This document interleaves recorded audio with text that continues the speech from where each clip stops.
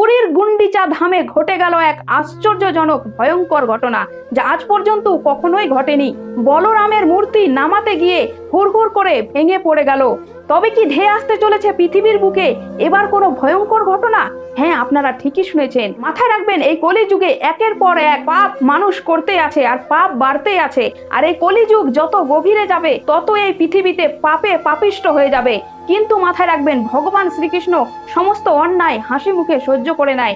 অর্থাৎ মানুষের বড় থেকে বড় অন্যায়ও ভগবান ক্ষমা করে দেয়। কিন্তু বলরাম কখনোই নিজের রাগ কন্ট্রোল করতে পারেন না। বলরাম একটুতে রেগে যায়, আবার একটুতেই ভক্তদের প্রতি সন্তুষ্ট হয়ে যায়। তাহলে এবার আপনারা নিজে বিচার করুন, নিশ্চয়ই কোনো না কোনো ভুল হয়েছে, যার ফলে বলরামের মূর্তি আজকে হুড়হুড় করে ভেঙে পড়ে গেল। কিংবা হতেও পারে ভিড়ের কারণে হোঁচট খেয়ে হয়তো মূর্তিটি পড়ে গিয়ে ভেঙে গেছে।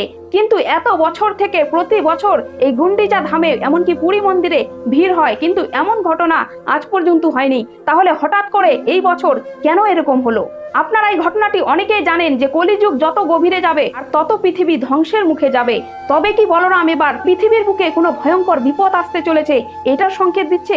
আপনারা কি মনে করছেন একটু কমেন্টে জানাবেন। কারণ এইভাবে বলরামের মূর্তি ভেঙে পড়াটা একেবারেই শুভ সংকেত নয়। এটা কোনো বড়সড় বিপদেরই আশঙ্কা দিচ্ছে। কারণ যে ঘটনা আজ পর্যন্ত ঘটেনি সেটা হঠাৎ করে এবছর কেনই বা ঘটলো? শাস্ত্র মতে এটাও পরিষ্কার আছে যে 2024 সাল, 2025 সাল, 2026 সাল আর 2027 সাল, এই সালের মধ্যে পৃথিবীতে বিভিন্ন কিছু ভয়ঙ্কর বিপদ ঘটতে চলেছে। অর্থাৎ এই সালে 2024 সালে বিভিন্ন মানুষের বন্যার কারণে ক্ষতি হয়েছে, আবার অনেকেরই ঝড়ের কারণে ক্ষতি হয়েছে, এমনকি ট্রেনেও বিভিন্ন অ্যাক্সিডেন্টও কিন্তু শোনা যাচ্ছে।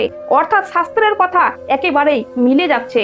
এবারে হয়তো এর থেকেও কোনো ভয়ঙ্কর বিপদ ঘটতে চলেছে, পৃথিবীর বুকে ধেয়ে আসতে চলেছে ভয়ঙ্কর বিপদ। আর সেই কারণেই এমন সংকেত দিচ্ছেন বলরাম। শাস্ত্র মতে মানা হচ্ছে, যত দিন যাবে, কলিযুগ যত ভেতরে যাবে, তত জীবরাও মাংস ছাড়া আর কিছুই চিনবে না। অর্থাৎ তারা মানুষকে আক্রমণ করতে শুরু করে দেবে। বন থেকে বিভিন্ন পশু শহরের মধ্যে চলে আসবে আর শহরের মানুষের উপর আক্রমণ করবে, কারণ তারা মাংস ভক্ষণকারী হয়ে যাবে, মাংস ছাড়া কিছুই বুঝবে না। ঠিক যেমন কুকুরও দেখবেন আজকাল গ্রামগঞ্জে এটা ঘটছে, ছাগলকে ধরে ধরে খেয়ে নিচ্ছে। এই ঘটনাগুলি এখন থেকে হতে শুরু করে দিচ্ছে। তাহলে সামনে আরো কি হতে পারে আপনারা একবার চিন্তা করে দেখবেন। তো আপনাদের কি মনে হয়, এটা হোঁচট খেয়ে পড়ে গেছে, নাকি কোনো বিপদের সংখ্যা দিচ্ছে, নাকি কোনো ভুল হয়ে গেছে, সেই কারণে এমন আজকে আশ্চর্যজনক ঘটনা ঘটলো? কমেন্টে জানাবেন। যদি আমার কথাগুলো একটু বাস্তব মনে হয় কমেন্টে জানাবেন। আর যদি আপনারা শাস্ত্রকে বিশ্বাস করেন তাহলে কমেন্টে বলবেন রাধে রাধে। সাথে থাকবেন, ধন্যবাদ।